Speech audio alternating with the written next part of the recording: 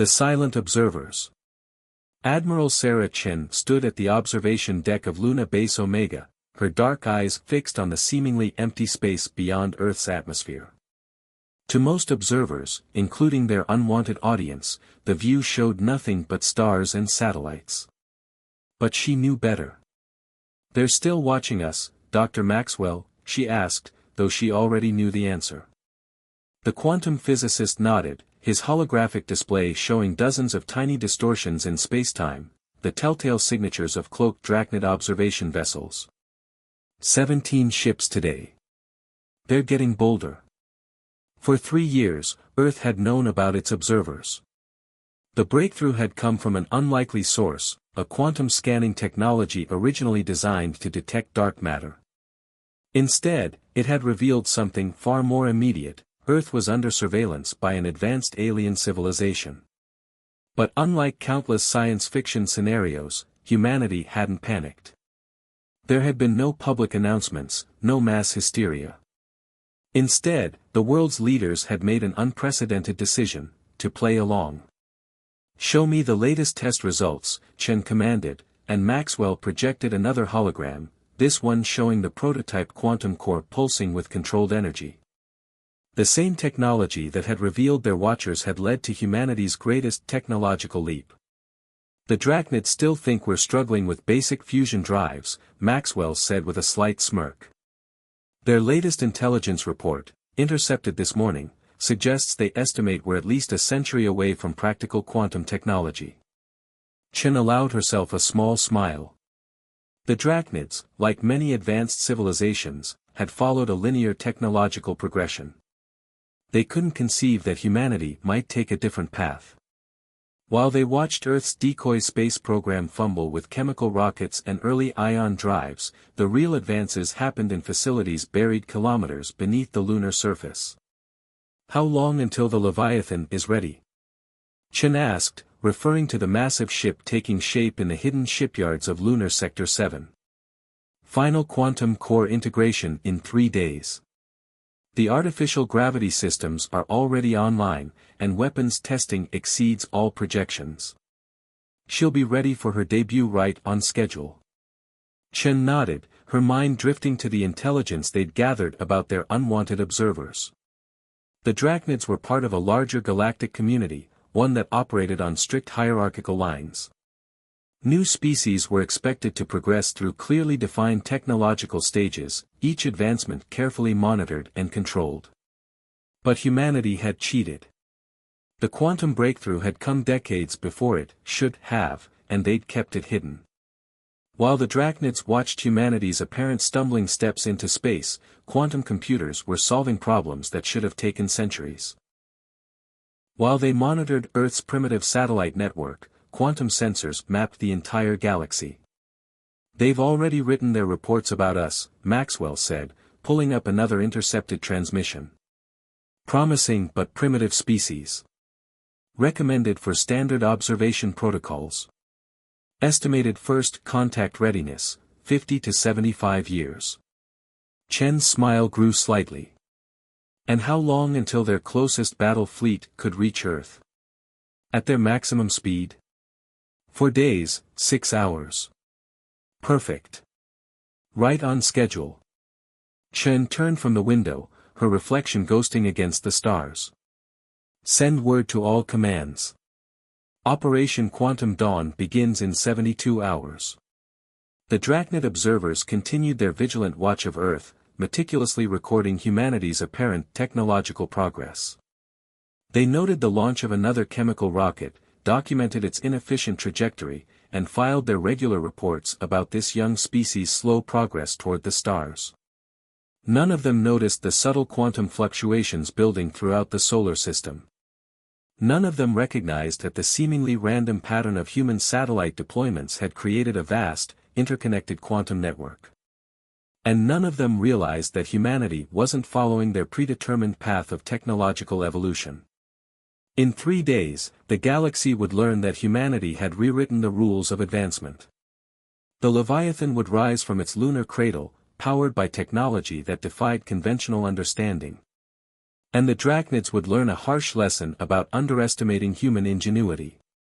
In the depths of Luna Base Omega, thousands of crew members prepared for their roles in the upcoming revelation.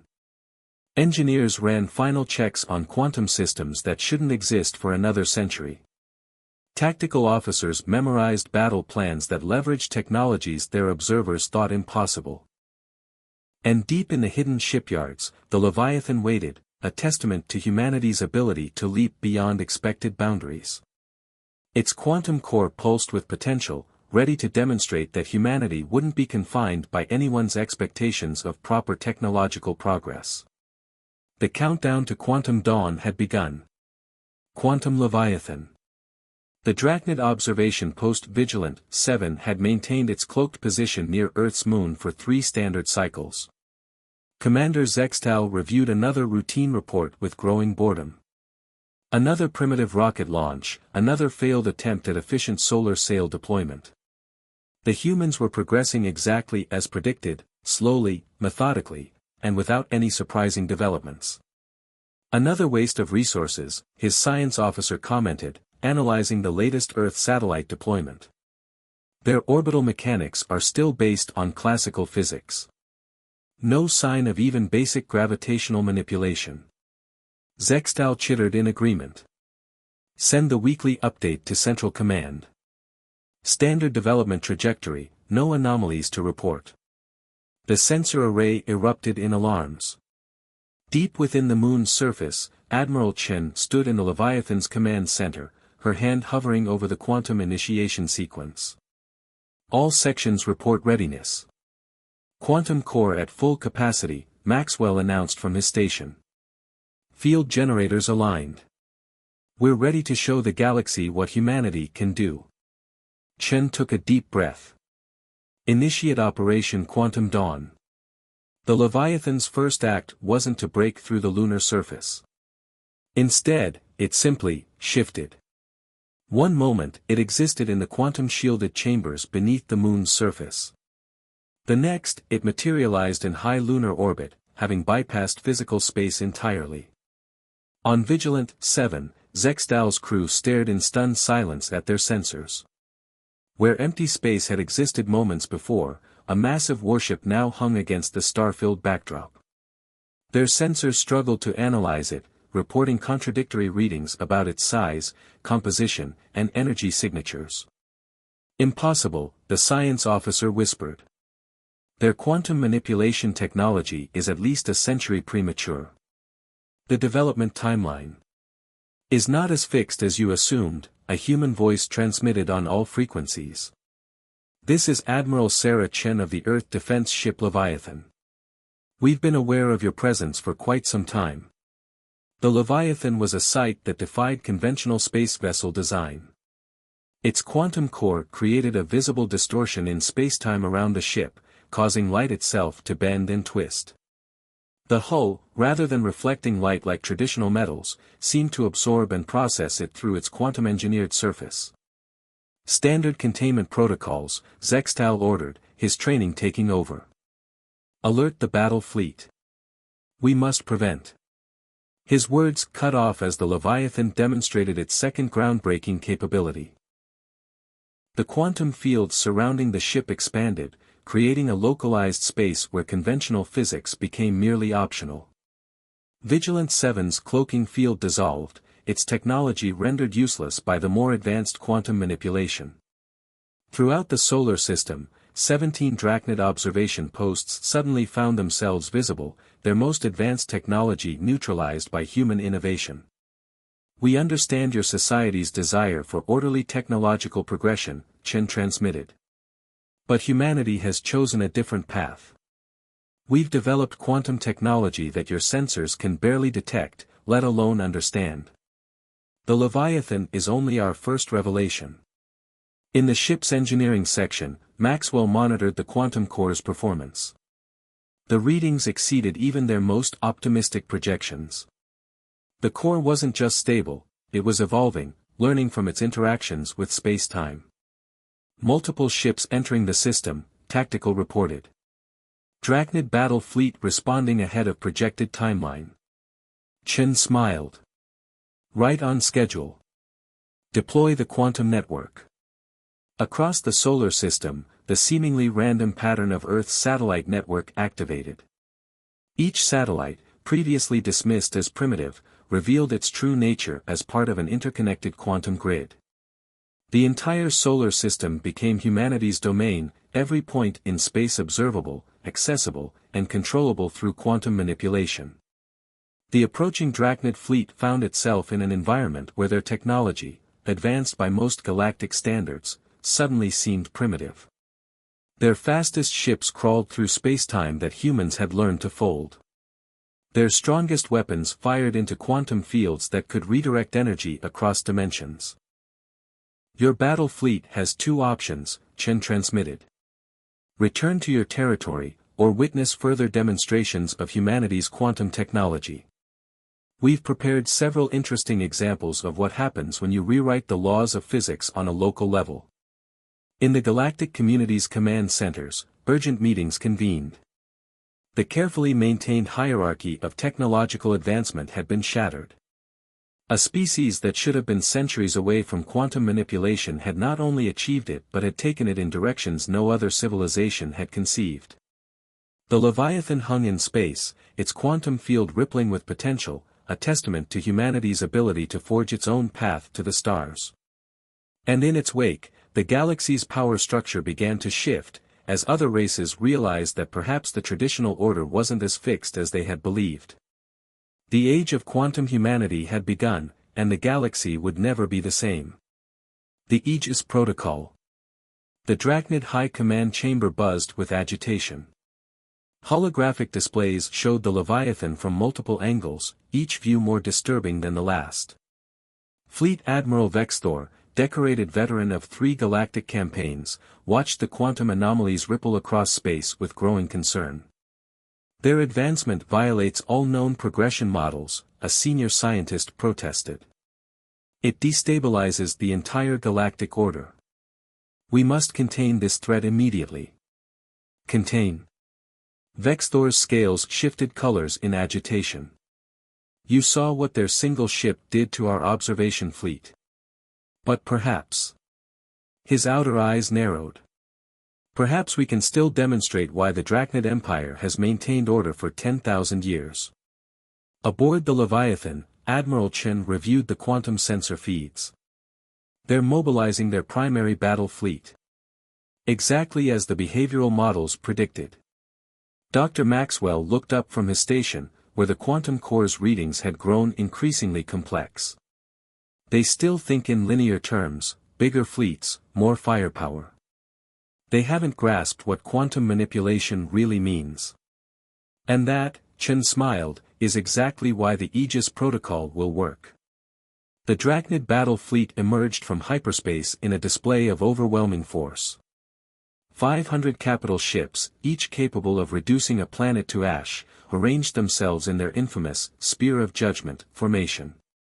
At their center, Vexthor's flagship, the Eternal Dominion, prepared to demonstrate why the Empire had never known defeat. Attention human vessel, Vexthor's transmission carried the weight of imperial authority. Your unauthorized technological advancement ends now. Surrender your quantum technology, or we will be forced to. The space between his fleet and the Leviathan changed. This is Admiral Chen. We expected this response, which is why we developed the Aegis Protocol. Allow us to demonstrate. The Leviathan's quantum field expanded, not as a weapon, but as something far more revolutionary. Within the affected space, the very constants of physics began to shift. The strong nuclear force weakened slightly, while electromagnetic interactions strengthened. It was subtle, barely noticeable, except to the precisely calibrated weapons of the Drachnid fleet. Across 500 ships, energy weapons powered down automatically, their containment fields suddenly insufficient under the slightly altered laws of physics. Plasma torpedoes destabilized in their tubes. Targeting systems struggled with light that moved just differently enough to make their calculations useless. Impossible, Vexthor whispered. No species has ever managed to locally adjust fundamental forces. Chen's voice carried a hint of pride. That's because everyone follows the expected path of technological development. Humanity chose to question everything, including whether the basic constants of the universe were truly constant. The Leviathan moved through the affected space as if it were its natural environment, which, in a way, it was. Its quantum systems automatically adjusted to the changing physics, its computers recalculating reality in real time. We call it the Aegis Protocol, Chen explained. Not a weapon, but a demonstration that humanity understands the universe in ways your empire hasn't imagined. Your weapons aren't being blocked or destroyed, they simply can't function in an environment where physics itself has been adjusted. In the high command chamber, the implications hit like a supernova. A civilization that could alter fundamental forces, even locally, held power beyond anything in imperial records. The ability to create zones where enemy technology simply couldn't function wasn't just a defensive capability, it revolutionized the very concept of space warfare. We don't seek conflict, Chen continued. The Aegis Protocol is proof that humanity can defend itself, yes, but it's also an invitation. We've discovered aspects of quantum physics that your scientists might find fascinating. We're prepared to share this knowledge, not as subjects of your empire, but as equals. Dr. Maxwell's voice carried a note of excitement as he reported, the quantum core is adapting to the altered physics, Admiral. It's learning, evolving. Every moment we maintain the Aegis Protocol, we understand more about the fundamental nature of reality. The Drachnid fleet hung motionless, their most powerful weapons rendered irrelevant not by superior firepower, but by humanity's deeper understanding of the universe itself. In the high command chamber, the reality of their situation became clear, they faced not just a new technology, but a new way of thinking about reality itself. The galaxy is changing, Chen transmitted. The old hierarchies, the controlled progression of technology, it's time for something new. Humanity offers partnership, not submission. The choice is yours. As the Drachnid commanders considered their options, quantum ripples continued to dance across space, rewriting the rules of reality itself. The age of rigid technological progression was ending, replaced by something far more interesting, a future where understanding trumped force, and innovation knew no predetermined path. The Aegis Protocol wasn't just a defense system, it was a declaration that humanity would forge its own destiny among the stars. Echoes of revolution. News of the Aegis Protocol spread through the galactic community like a shockwave. In the Celestial Forum, where representatives of 1,000 civilizations gathered, the traditional power structure began to crack. Ambassador Lyrat Sen of the Astrani Collective, long suppressed by Drachnid technological restrictions, stood before the assembly. For 10,000 years, we were told there was only one path to advancement. Humanity has proven this false. We seek alliance with Earth. She wasn't alone. Dozens of species, tired of the enforced technological hierarchy, saw in humanity's quantum revolution a chance for change. Aboard the Leviathan, Admiral Chen received the diplomatic requests with measured optimism. They're calling it the quantum spring, she reported to the Earth Defense Council. Every minor civilization that's been held back by the traditional power structure wants to learn our approach to technological development. Dr. Maxwell's hologram flickered as he joined from the quantum labs. It's not just about the technology anymore. The Aegis Protocol demonstrated something more important, that the fundamental rules everyone took for granted can be questioned. In the Drachnid Empire's central systems, the response was less enthusiastic. Fleet Admiral Vexthor faced the Imperial Council, his scales dark with concern. The humans aren't just challenging our military supremacy. Their very existence questions the foundation of our authority. Then perhaps, a new voice echoed through the chamber, it's time to question those foundations. High Scholar Zixera, keeper of the Empire's technological doctrine, emerged from the shadows. Her ancient eyes held an unexpected gleam. I've studied the quantum readings from the Aegis Protocol encounter. The humans haven't just developed new technology, they've discovered aspects of reality we never considered. The council chamber erupted in debate. But across the galaxy, change was already spreading. The Astrani Collective, using principles learned from humanity's quantum approach, began developing their own unique technologies. The Meridian Worlds, another subjugated civilization, started questioning the physical constants in their own region of space. On the Leviathan, now stationed at a newly established quantum gateway near Proxima Centauri, Chen watched the galactic power shift unfold. Multiple civilizations are requesting quantum science advisors, her diplomatic officer reported. They don't want our technology, they want to learn how we think. That's exactly what we hoped for, Chen replied. Share the basics of quantum observation with any civilization that asks. Let them develop their own paths, just as we did. The quantum core hummed with energy as the ship maintained its network of modified spacetime. But now, instead of using it for defense, the Leviathan served as a beacon for species seeking to break free from technological stagnation. Dr. Maxwell's latest research appeared on the main display. The quantum core has evolved again, he announced excitedly.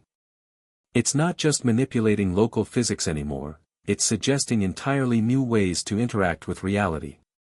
Every civilization that joins our research network brings new perspectives, new questions we hadn't even thought to ask. In the Celestial Forum, the old power blocks were dissolving. The Drachnid Empire's representatives found themselves sharing counsel with species they had once dismissed as primitive. The rigid hierarchy of technological advancement was being replaced by a complex web of innovation and collaboration. We're tracking quantum breakthroughs in 17 different systems, Tactical reported. Each one completely different from our approach, but all inspired by the fundamental principle that the rules can be questioned. Chen smiled as she watched a group of Astrani scientists working alongside human quantum physicists on the observation deck. They weren't copying Earth's technology, they were developing their own understanding of quantum reality, following their own unique path of discovery. The Drachnid Empire's greatest mistake, she mused, wasn't underestimating our technology. It was assuming there was only one way to advance, only one path to the stars. The quantum revolution wasn't just changing the galaxy's power structure, it was changing how civilizations thought about progress itself. Species that had been trapped in technological stasis for millennia were awakening to new possibilities, each finding their own way to question the fundamental nature of reality. And at the center of it all, the Leviathan continued its mission, no longer just a warship but a symbol of what was possible when a civilization dared to think differently. The quantum core pulsed with potential, each moment bringing new discoveries as humanity and its growing network of allies explored the true nature of the universe together. The age of enforced progress was over. The era of infinite possibilities had begun. Symphony of Stars. 6 months after the Aegis Protocol demonstration, the galaxy had transformed. The grand chamber of the new celestial Concordat, built within a quantum-engineered space station where multiple realities overlapped, hosted representatives from every known civilization. Even the Drachnid Empire, its rigid hierarchy softened by necessity, had taken its place in this new order. Admiral Chen stood before the assembled delegates, the Leviathan visible through the station's transparent quantum fields, its presence a reminder of how everything had changed. We gather here not to celebrate humanity's achievement, she began, but to mark the beginning of something far greater.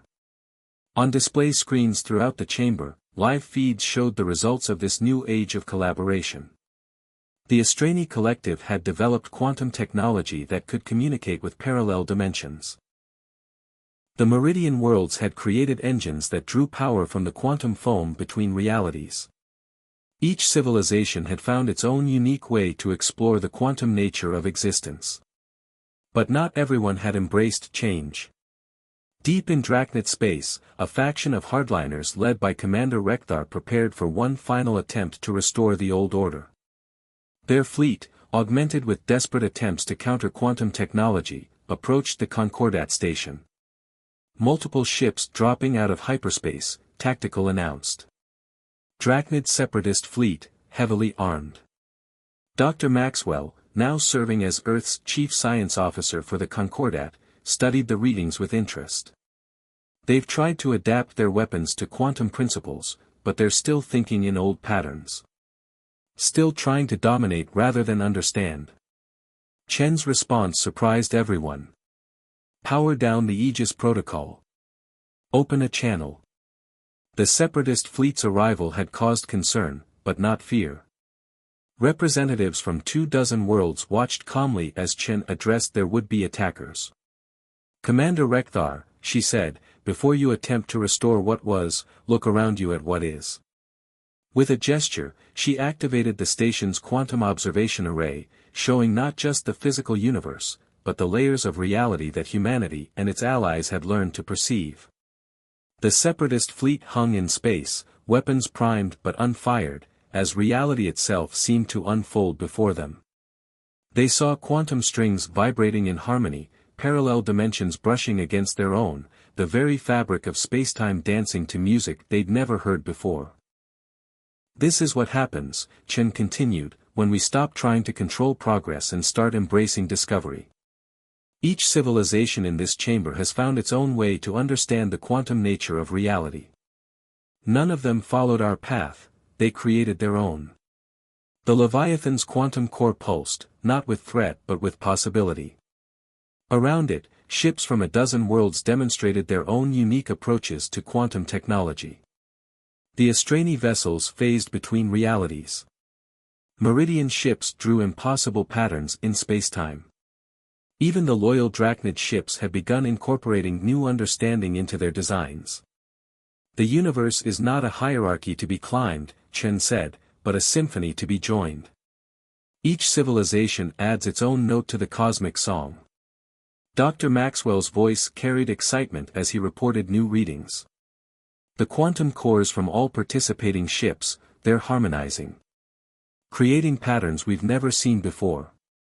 Every different approach to quantum physics is contributing to something larger.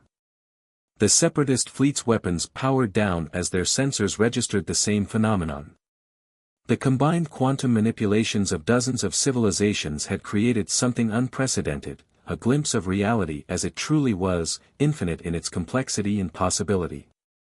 This is what we offer, Chen addressed the separatists. Not submission to a new human empire, but participation in an endless journey of discovery. Every civilization brings unique insights, new ways of questioning what we think we know.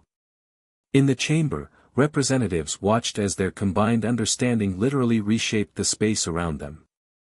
The quantum symphony of their combined technologies showed them vistas of reality that no single approach could have revealed. Rekthar's response came slowly, his voice carrying the weight of revelation. We sought to preserve order, but this is something far more beautiful than order. The separatist fleet's arrival, intended as an act of restoration, became instead the final transformation.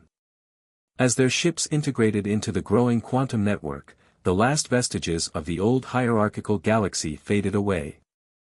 The Leviathan, the ship that had started it all, now served as just one instrument in a vast cosmic orchestra. Humanity had shown the galaxy not just a new technology, but a new way of existing, collaborative, curious, and endless in its potential. We stand at the beginning, Chen told the assembled representatives, of an age of infinite discovery. Not because humanity showed the way, but because every civilization here dared to find its own path to the stars. The quantum symphony continued to play across reality itself, each civilization contributing its unique understanding to a greater whole. The galaxy had transformed not through conquest or control, but through the simple, powerful act of questioning what was possible. And in that questioning, they had found not just answers, but endless new questions to explore together.